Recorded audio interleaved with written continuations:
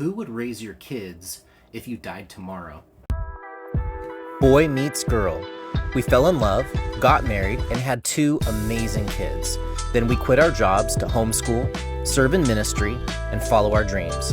This is our story. Join the adventure.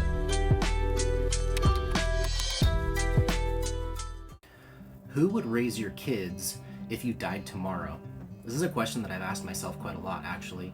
And I mean, of course, my beautiful and amazing wife would step in and raise the kids, but there's something very specific about what a father brings to a family.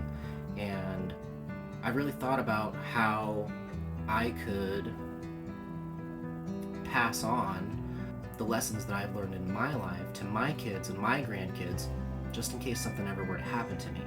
My dad didn't really have a very strong father influence in his home, so he spent the majority of his life figuring out how to do that, and he's done a great job. Like, he's a great dad, and having pretty much no example, like, man, that guy really did figure it out. But that's an entire lifetime of wisdom and experience that he passed on to me, and now I'm taking his wisdom and his experience and I'm mixing it with my own, and I'm passing it on to my kids. So what I'm trying to do with this channel is I want this to be kind of something like a multi-generational time capsule. What I want to do is I want to leave my kids, my grandkids, my great-grandkids something so that we have a living will and testament for the family. So those lessons and that wisdom that has been collected over the course of lifetimes is not lost. This isn't about me or my memory or what people will remember me by. It's not what I want this to be. I mean, all in all, more than anything, I want everything in my life to point to God. Well, if you think about it, most of us know both of our parents' names, and we probably know all of our grandparents' names, and we probably know at least some of our great-grandparents' names. But really, beyond that, how much do we know beyond what we can actually be alive for? I know that there are some families that do leave some kind of history to future generations in the past that was generally written down, but we have this amazing opportunity to do this with sight and sound, with leaving things on the internet. And I really believe that the internet will outlive me, and if it doesn't, I mean, it's just going to be because we're in a worldwide calamity, in which case it doesn't really matter what I do. It won't last long anyway. What I'd really like is, I'd really like for all of this to just find my kids, my grandkids, but all of you that see this will get to kind of be a part of this as well. I'd be just as happy living a quiet life. The one thing that I really want to teach is that you are far more capable than you think you are. There's this quote by Robert Heinlein, and I'm just going to read it. It says, "A human being should be able to change a diaper, plan an invasion, butcher a hog, con a ship, design a building, write a sonnet, balance accounts, build a wall, set a bone, comfort the dying, take orders, give orders, cooperate, act alone, solve problems, analyze a new problem, pitch a manure, program a computer, cook a tasty meal, fight efficiently, and die gallantly. Specialization is for insects. If you think you can do it, you probably can. If you don't think you can do it, you're probably also right. But I want to stretch you, and I want to show you that you are actually capable of way more than you can do. There's a lot of people in my life that just kind of consider me the Zach of all trades, and the truth is, I didn't know how to do anything until I just tried.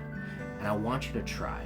I want people to just have the confidence to just give it a shot and find out that, hey, you probably can do these things that you didn't think that you maybe were capable of doing. Some of the different topics that I want to explore on this channel is our story, my story, Amber's story, how we came together, how we came to Jesus, there is a whole lot to the story, and I think it is really important for me to leave it for future generations.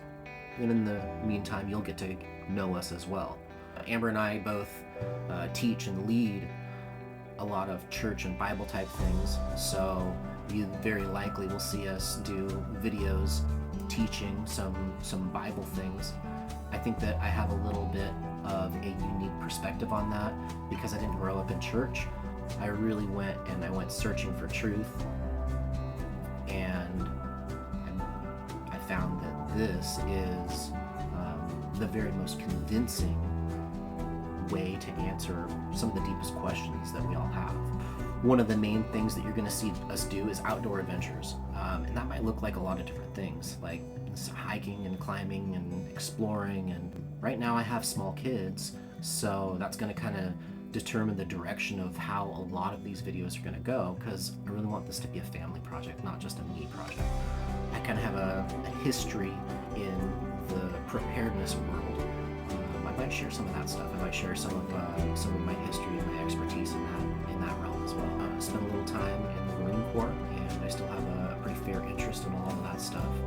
I might do some of that too. I do a lot of moonlighting as a handyman, and I'm pretty capable with tools. So I would like to do a whole lot of like builds and projects and DIY kind of videos as well. I might do some tech and innovation videos. I really have just been super interested in technology my whole life. And right now we are at the precipice of something really big where we are with AI. And I'd really like to kind of explore some of those topics further. Like I said, I want this to be a situation where this continues to go. I'm in a season of life right now where I have pretty young kids. My oldest one is 8 years old as of today, so we really only have 10 years and he's going to be an adult. I got 14 years before they're both adults and out of the house, unless we have more kids, that is. And what life looks like later on is probably going to determine the direction of this channel. That being said, I also want this to be something that my kids can inherit and have them take some of the direction in this. So, and then maybe even we see a third or a fourth generation. That would really be awesome to see my grandkids or my great-grandkids take this and run with it. But that being said, the flow and the feel and the direction of this channel is going to continue to change because all of our lives change. So I want to be totally honest about this. I want this channel to blur the lines between business and ministry. Paul is telling the church at Corinth that people that do ministry should be paid for. 2 Thessalonians 3, Paul saying that he worked his fingers to the bone so as not to be a burden to anybody. If you want to support us, you want to support this experiment, you want to support this project, go and buy our soap. That's the best way.